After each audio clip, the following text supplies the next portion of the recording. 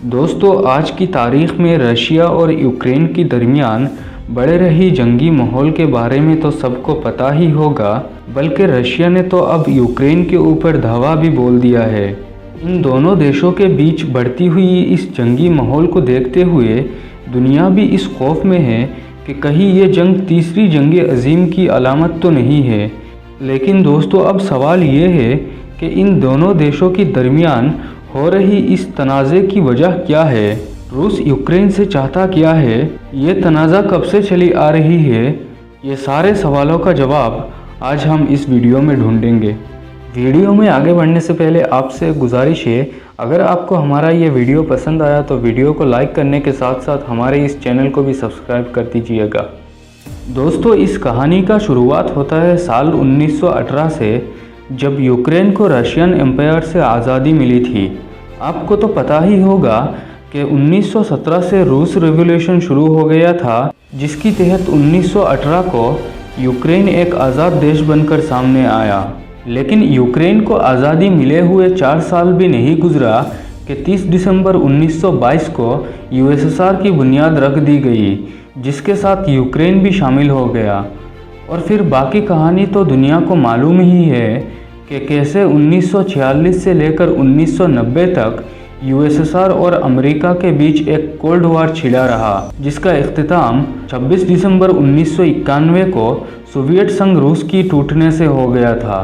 दोस्तों, सोवियत संघ रूस की टूटते ही 15 आज़ाद देश निकलकर सामने आए, जिनमें यूक्रेन भी एक था और रशिया इनमें सबसे बड़ा देश था। 1991 के बाद यूक्रेन रशिया के बजाय वेस्टर्न यूरोप के साथ ज़्यादा घुल मिलने लगा और यूरोपियन यूनियन के साथ मिलकर काम करने लगा।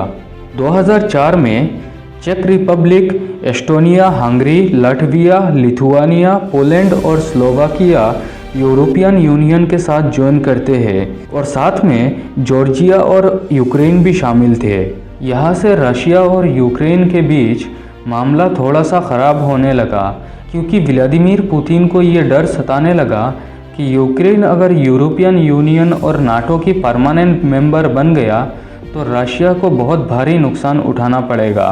क्योंकि यूएसएसआर जब टूटा तब रशिया और यूक्रेन दोनों देशों में कुछ ऐसे लोग मौजूद थे जिन्हें ये लगता था कि इन देशों के बीच ये पार्टीशन महज एक पार्टीशन ही है, इनकी दिली रिश्ता एक है, जिनमें पुतिन भी एक थे। और वो जब रशिया की प्रेसिडेंट मुकर्रर हुए तब से उन्होंने यूक्रेन और रशिया को एक साथ मिलाने की कोशिश में लगे रहे।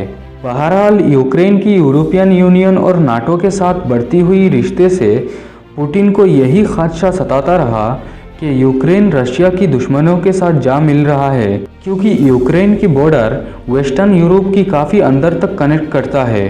और ऊपर से अगर यूक्रेन नाटो की परमानेंट मेंबर बन गया तो रशिया नाटो से चारों तरफ से घिर जाएगा। 2 अक्टूबर 2008 को रशिया की प्रेसिडेंट व्लादिमीर पुतिन यूक्रेन के ऊपर ये एलिगेशन लगाते हैं कि रशिया और जॉर्जिया के दरमियान हुए जंग में यूक्रेन ने जॉर्जिया को हथियारों से मदद की थी। यही नहीं, उन्होंने ये भी कहा है कि जंग के दौरान कुछ यूक्रेनियन मिलिट्री एक्सपर्ट्स भी जॉर्जिया की सरहदों पर तैनात थे। यही से यूक्रेन और रशिया के बीच रिश्ता और भी ज़्यादा ख़राब होने लगा। दोस्तों, रशिया और यूक्रेन के बीच चल रहे तनावों को बढ़ावा देने में रशियन मीडिया ने भी एक बड़ा किरदार अदा किया। जब 2009 में रशिया यूक्रेन गैस कॉन्फ्लिक्ट हुआ तब रशियन मीडिया ने यूक्रेन को विलेन सजाते हुए ये कह डाला कि एक तरफ से यूक्रेन रशिया से सस्ते दाम पे गैस खरीद रहा है और ऊपर से वो रशिया के दुश्मनों के साथ जा शामिल हो रहा है। दरअसल ये गैस कॉन्फ्लिक्ट रशिया और यूक्रेन के बीच गैस के भाव को लेकर शुरू हुआ था, जिसके चलते एक रशियन नेचुरल गैस कंपनी गैफ्रोम ने यूक्रेन में गैस सप्लाई करने से मना कर दिया और 7 जनवरी 2009 से 13 दिनों के लिए यूक्रेन में गैस सप्लाई बंद कर दिया गया था और साउथ ईस्ट यूरोप में पूरी तरह से बंद कर दिया गया था, जो गैस के लिए रशिया के ऊपर डिपेंडेंट थे। फिर दोस्तों, 2013 में यूक्रेन में एक रेवोल्यूशन शुरू हुआ था, द रेवोल्यूशन ऑफ डिग्निटी नाम से।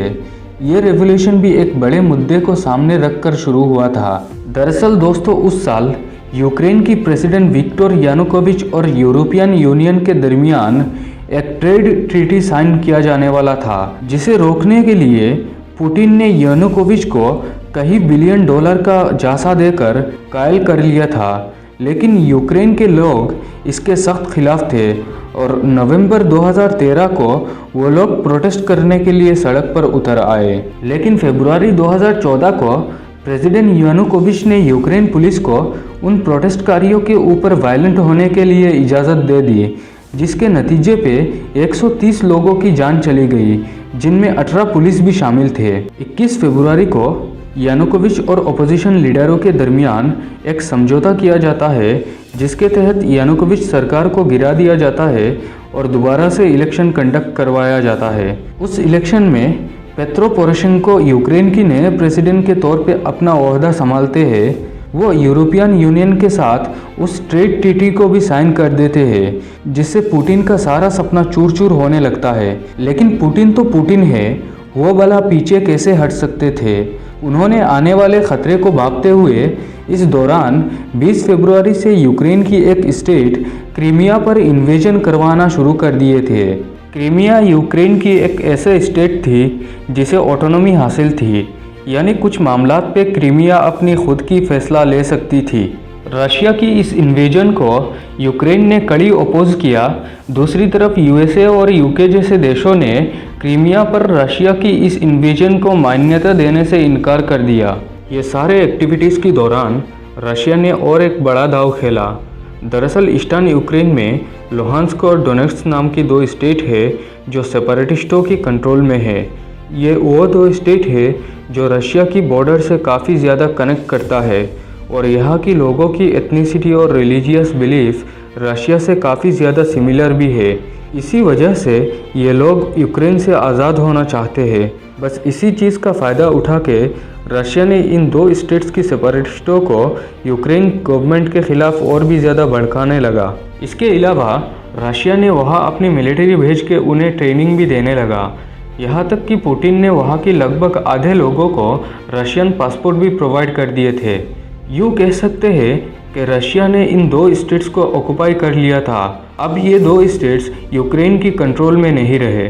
2015 में मिन्स्क एग्रीमेंट नाम से एक एग्रीमेंट साइन किया गया, जिसके तहत रशिया की मांग ये थी कि यूक्रेन गवर्नमेंट को लुहांस्क और डोनेट्स्क को ऑटोनॉमिक पावर देना होगा, लेकिन यूक्रेन और बाकी यूरोपियन देशों को ये मंजूर नहीं था।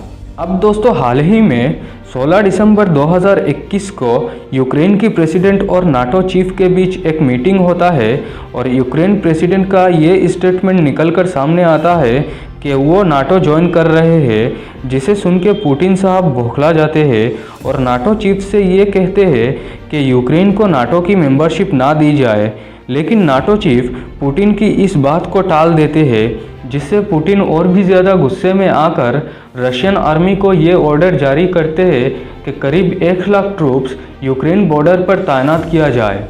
और अब इस साल फरवरी से इन दोनों देशों के बीच ये तनाव और भी ज़्यादा बढ़ता गया और फाइनली 24 तारीख को रशिया की तरफ से जंग का ऐलान कर दिया गया और यूक्रेन पे दावा बोल दिया गया। तो दोस्तों उम्मीद करते हैं ये वीडियो आपको कुछ इन्फॉर्मेटिव लगी होगी। मिलते हैं अगली वीडियो में, तब तक के लिए अपना ख्याल रखिए और देखते रहिए हमारे इस चैनल को।